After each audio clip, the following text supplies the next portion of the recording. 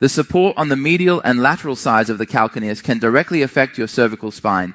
Then, whether it's lateral flexion, rotation, or flexion and extension of your cervical spine, as long as you have neck problems while standing or when you're standing, if you feel dizzy or lightheaded while standing, we can help improve it by training your feet. There is a piece of equipment that is very useful, but now I've noticed that many gyms no longer have it. We have 3 here, and there's 1 more that hasn't arrived yet. So later, when we open for business, we should have 4 in total. I have the biggest one over there. That's the piece of equipment I'm talking about. Many people don't really know how to use this equipment, and a lot of people think it's not very useful. But this equipment actually has extremely strong rehabilitative effects. Do you know what this piece of equipment can do? This equipment is excellent for training the ability of your foot to move forward and backward while suspended. And it's an essential exercise because it helps shift the force on your foot from the outside to the inside. In other words, once you master this, issues like anterior pelvic tilt, pelvic floor muscle weakness, flared ribs, winged scapula, rounded shoulders and hunchback, or even a dowager's hump, it can help you improve all of these from the ground up. The only problem is many people don't really know how to use this equipment. What can this piece of equipment do? This equipment can do this. It can extend the hips. Many people just think this equipment is for training the glutes, right? For working out the buttocks or for hip extension. It can also flex the hips. So people think it's for training the iliopsoas. In reality, this equipment can very effectively adjust the sacroiliac joint. And it can also help correct how your feet bear weight. Let me ask a question. For example, if I hold it like this and the roller of the equipment is here, and I abduct like this. When I do a weighted abduction like this, how do you think my supporting leg is bearing the force? How is my foot taking the load? The question I'm asking is, if I hold it like this and let my right leg press against the roller to do abduction, then where exactly is my left foot bearing the force?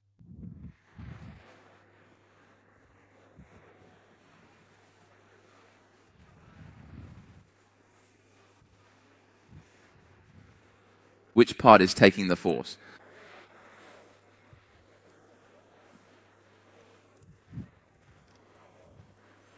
All right, now I'll tell you. Some people say the inside, some say the outside. The reason some people say it's the outside is because this leg is moving further outward, so I have to hold it, which means the outside has to bear the force, right?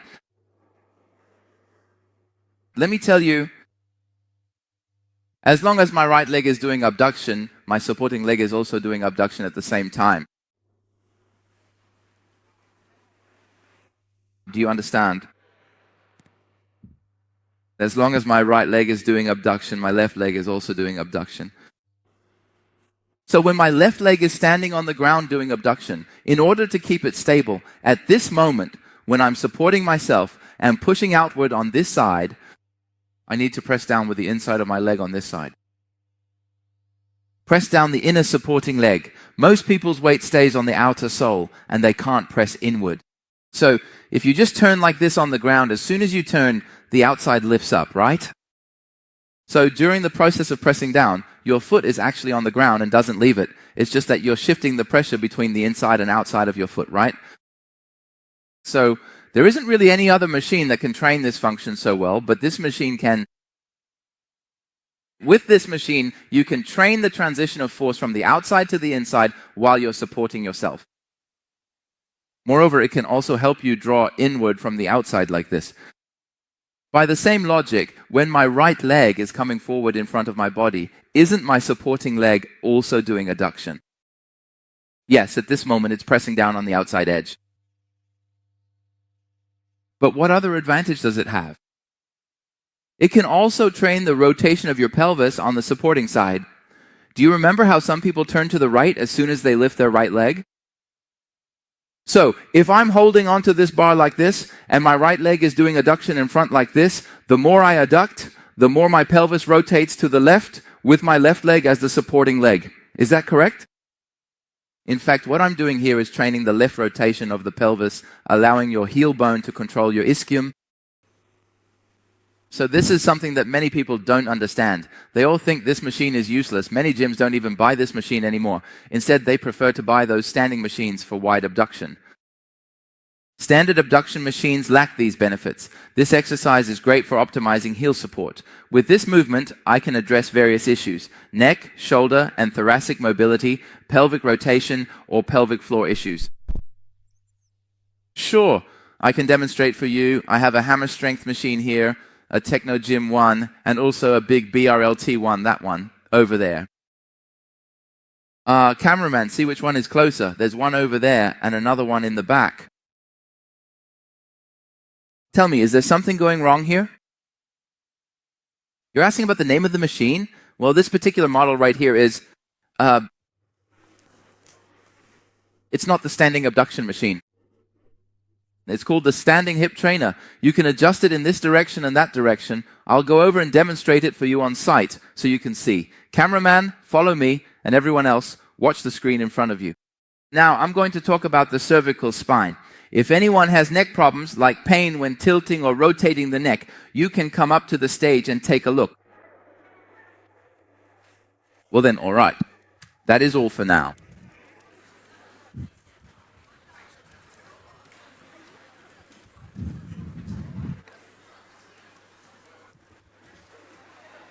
Wow, so many people.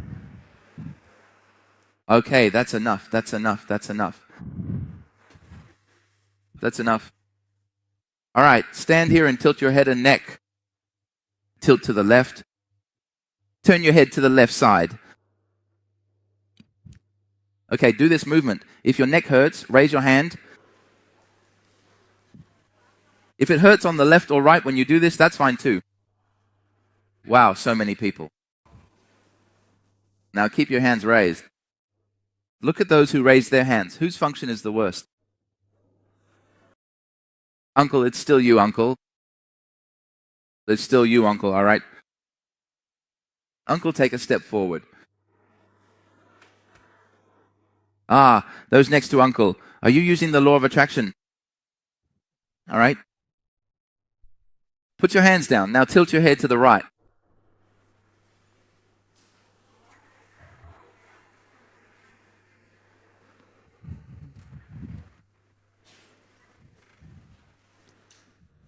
Okay, if it hurts when you tilt to the right, raise your hand.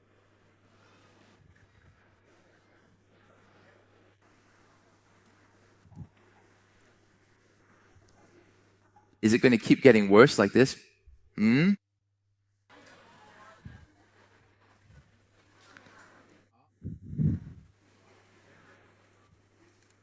right, listen to my command. Listen to my command. Your whole body, not just your neck, should turn to the right. All right, close your mouth and tilt your head back a bit.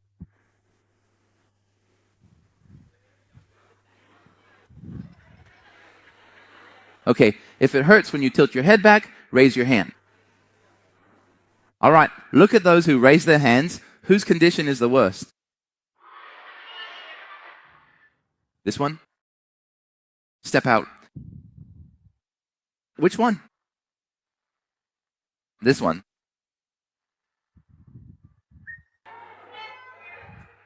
Which one? Let me take a look.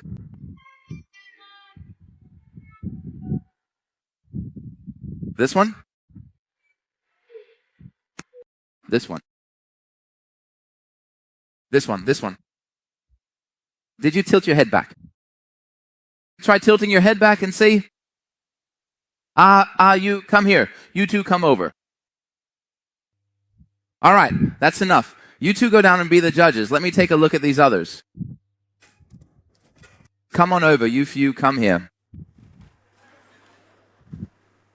So, our current challenge is any kind of functional limitation from any angle. But first I need to ask, does anyone have cervical disc herniation or cervical spondylotic myelopathy? We need to rule out these conditions. As long as it's chronic soft tissue injury causing the pain, our challenge is to use a single device to address these issues. Solve the problem and we don't move. His neck doesn't move. We just need to change how his feet bear weight, and that's enough. Mom, you are... Have you had your neck checked at the hospital? You often feel uncomfortable. So why haven't you gone for a checkup? Do your hands feel numb? Which side feels numb? Both sides? Do you feel like you're stepping on cotton when you walk? It's okay, it's okay. Are both of your hands numb right now?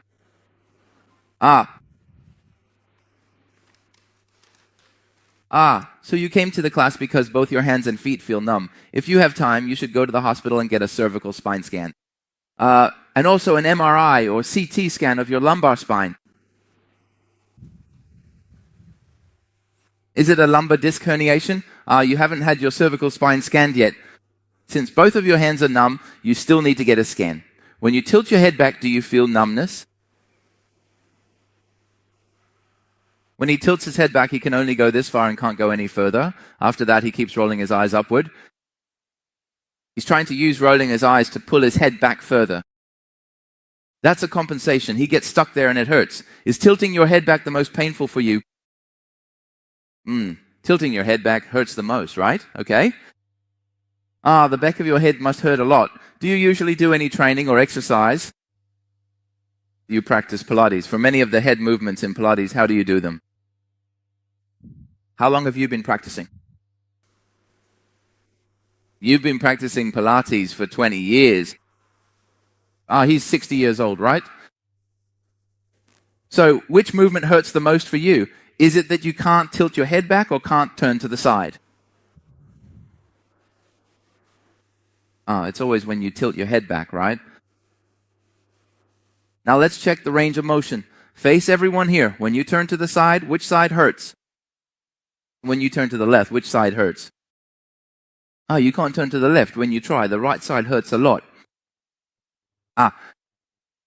Usually it always hurts when he tilts his head back, but today, side bending is especially painful. What's going on? Your neck is so long you can't tilt it back? So is it that tilting your head back hurts so much that you don't dare to do it? Or is it stuck?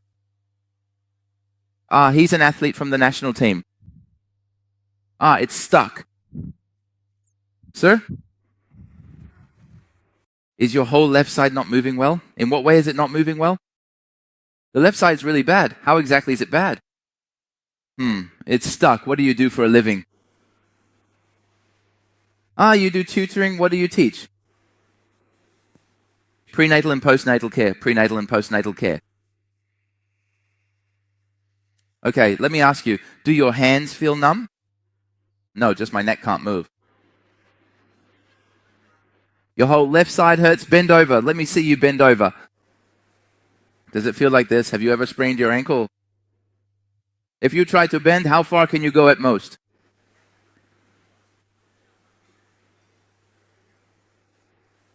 Are your legs numb? All right, what's your issue? My whole right side feels sore. You can't even tilt your head back. How did you manage to get your son into the national table tennis team? Okay, these are a bunch of problems. Let's pick one to start with. If not, I can pick 2 or 3 to work on, then improve the range of motion, the ability to tilt your head back. Now face everyone, face the audience. Now rotate, turn your head to the right. Wow, sir, your neck is stuck at every angle. Truly, you are still the same as ever. Now turn to the left.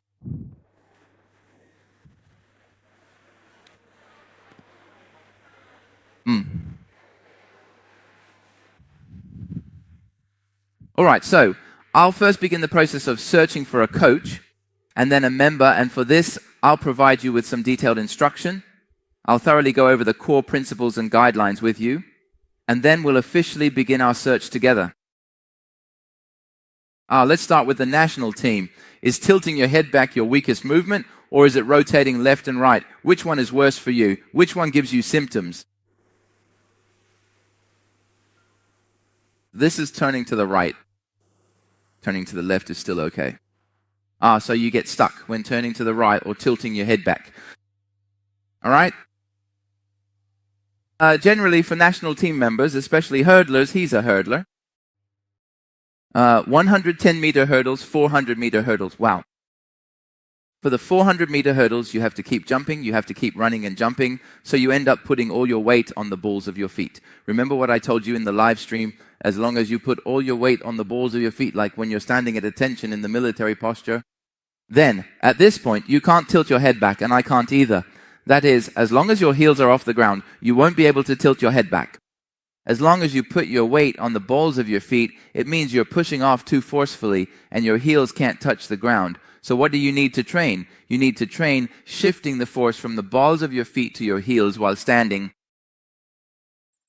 You need to push the force back to the heel like this. So how do you train with that machine? Now I'll take him to practice and see if we can improve this. Also, your thoracic rotation will be restricted on that side.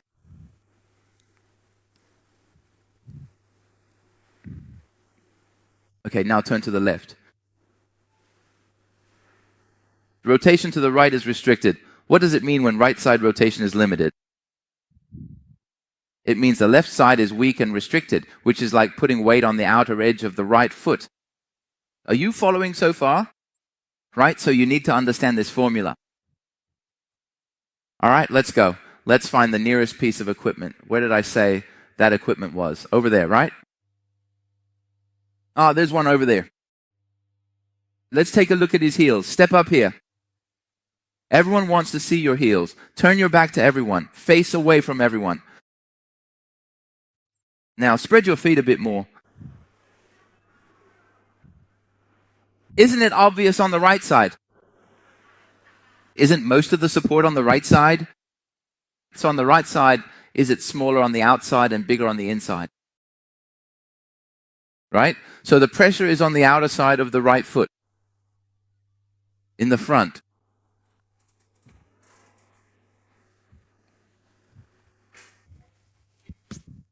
Are you asking him to squat or the model? Right, I didn't ask you to squat.